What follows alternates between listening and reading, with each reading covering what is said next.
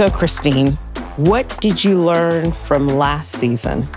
I learned that things become and grow into something other than you intended. So we started out thinking the podcast would be one thing, and it ended up very much being about leadership lessons that I think are important for business leaders, for family leaders, in lots of different ways. I think it's in line with what you're talking about in terms of what we started doing, or the intention from the jump is very different than what it's become.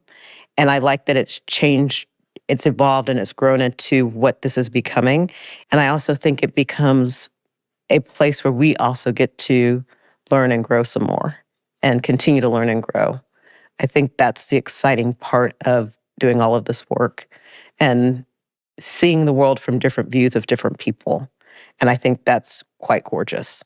So then how have you grown since last year or changed? I think how I've changed is my empathy lens has grown, and I have these moments where I'm terrified and excited at the same time, and that's okay. And then also giving myself permission to make mistakes, and our guests giving us this place to help us grow. And when we make mistakes or we trip up, or you could approach something differently. How about you? I think it's what you said. I think it's realizing how I can be uncomfortable with something in real life and in an intimate conversation say, okay, let me know if I get this wrong. But to do it and know that it's going to be recorded for prosperity, to know that you are hosting someone and it's almost like you've invited them into your home, and then you want to have this very personal conversation that you're scared you're going to mess up. Mm-hmm. So I think giving myself some grace in that has been the thing that I've learned. But just I continue to be amazed by our guests and how much they teach us at every episode. It's nice to be in a place where I can, at least personally, where I can talk to my kids and my family about how they can be better in certain places as well, or being empathetic to some of the things that they may be experiencing because of this podcast, and understanding that and being able to just stand up and stand in for other people. And I also, I think, realize how many assumptions I still make. So just I think how guilty I am also of writing a script for a movie for someone without understanding or knowing them well enough to do so.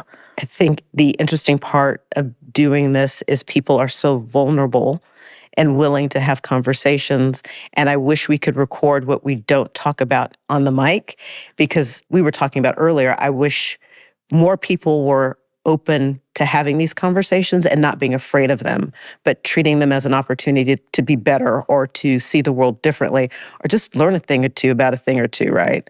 And so it's what a great gift this has been for me personally. So what is your hope for the future of our podcast? What I want the podcast to continue to do is to have these bigger conversations, talk to people from all different aspects of the world, not just, because part of the thing that we did is we started in the United States because that's what we knew. And for me, that's what was comfortable. And so I hope that we continue to have these conversations, and it may not just be about mistakes over failures, but how people shine and how they helped other people shine in those mistakes and failures. I think for me, it's the hope that it continues to be more and more global, because it is one of the things about diversity, equity, inclusion is the better you get at it, the more you realize you have yet to do. And this has really shown me how bad my geography is, how much about culture I really need to learn about other cultures instead of just relying on, 90 Day Fiance, which is my guilty pleasure. And so it's forced me to really do the work. And it is my hope that our listeners do the work to learn more about others and other cultures. One other thing I would add that I was thinking about when we were talking earlier is the way people look at diversity and inclusion, making lots of assumptions and making lots of generalities. They think about it in terms of race and ethnicity. But what we're doing is so much bigger than that. And it's not these transactional things that you can count. I think to piggyback on that, I hope that our listeners learn from these conversations and then seek out these own conversations in their own communities.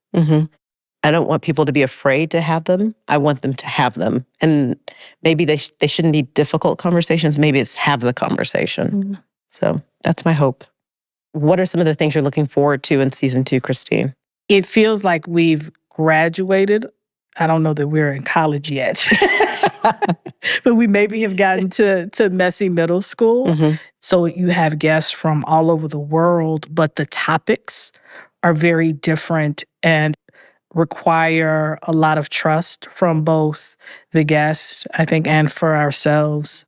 For me, when I look at season 2, it's definitely the evolution of D&I, not only from where it looks like in where I live in North America, but then also what does it look like from a global perspective? Because when we start talking about different people from different places, it all looks different. And there's things that we're talking about that I would have never, ever thought to talk about more specifically in the times that we live in.